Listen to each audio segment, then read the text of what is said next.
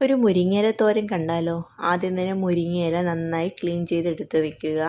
അതിനുശേഷം ആവശ്യത്തിന് കുറച്ച് തേങ്ങ എടുത്ത് അതിലേക്ക് മഞ്ഞൾപ്പൊടി, മുളക് പൊടി, പിന്നെ കുറച്ച് വെളുത്തുള്ളി ചതച്ചതും കൂടി ഇട്ട് നന്നായിട്ട് കൈ വെച്ച് നല്ല രീതിയിൽ ആ തേങ്ങയിലേക്ക് മുഴുവൻ പൊടികളാവുന്ന രീതിയിൽ മിക്സ് ചെയ്ത് വെക്കുക.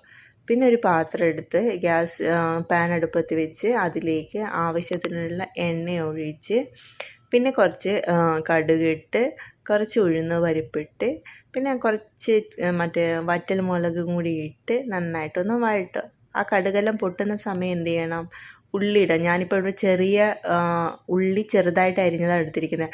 ചെറിയ ഉള്ളി ഉണ്ടെങ്കിൽ അതായിരിക്കും ടേസ്റ്റ് കൂടുതൽ. സോ അതുള്ളവർ അതിടുക, അല്ലാത്തവർ ഇത് യൂസ് ചെയ്യുക. അത് നന്നായിട്ട് ഉള്ളി നന്നായിട്ട് വഴറ്റുന്ന സമയത്ത് കുറച്ച് ഉപ്പും കൂടി ഇട്ടാൽ പെട്ടെന്ന് വഴഴും കേട്ടോ. സോ നന്നായിട്ട് ഒരു ബ്രൗണിഷ് കളർ ആവുന്ന സമയത്ത് നമ്മൾ എന്ത് ചെയ്യണം? നമ്മൾ നേരത്തെ മിക്സ് ചെയ്ത് വെച്ച തേങ്ങയുടെ മിശ്രിതമില്ലേ, അത് ആ പാനിലേക്ക് ഇട്ടിട്ട് നന്നായിട്ട് എല്ലാം കൂടി ഒന്ന് മിക്സ് ചെയ്യാം.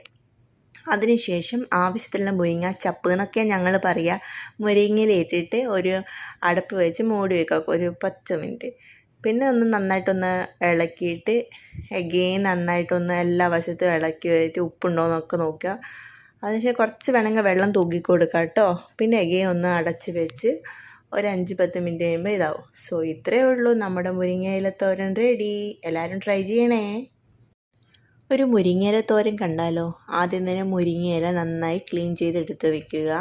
അതിനുശേഷം ആവശ്യത്തിന് കുറച്ച് തേങ്ങ എടുത്ത് അതിലേക്ക് മഞ്ഞൾപ്പൊടി, മുളക് പൊടി, പിന്നെ കുറച്ച് വെളുത്തുള്ളി ചതച്ചതും കൂടി ഇട്ട് നന്നായിട്ട് കൈ വെച്ച് നല്ല രീതിയിൽ ആ തേങ്ങയിലേക്ക് മുഴുവൻ പൊടികളാവുന്ന രീതിയിൽ മിക്സ് ചെയ്ത് വെക്കുക.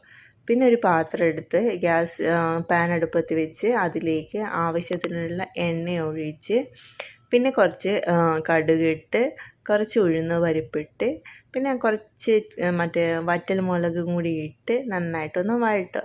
ആ കടുകെല്ലാം പൊട്ടുന്ന സമയം എന്ത് ചെയ്യണം? ഉള്ളി ഇടാം. ഞാനിപ്പോൾ ഇവിടെ ചെറിയ ഉള്ളി ചെറുതായിട്ട് അരിഞ്ഞതാണ് എടുത്തിരിക്കുന്നത്.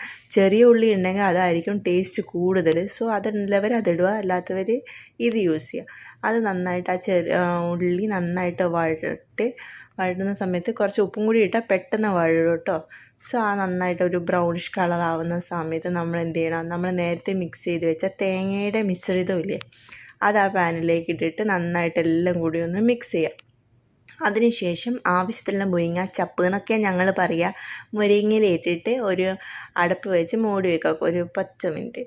പിന്നെ ഒന്ന് നന്നായിട്ടൊന്ന് ഇളക്കിയിട്ട് നന്നായിട്ടൊന്ന് എല്ലാ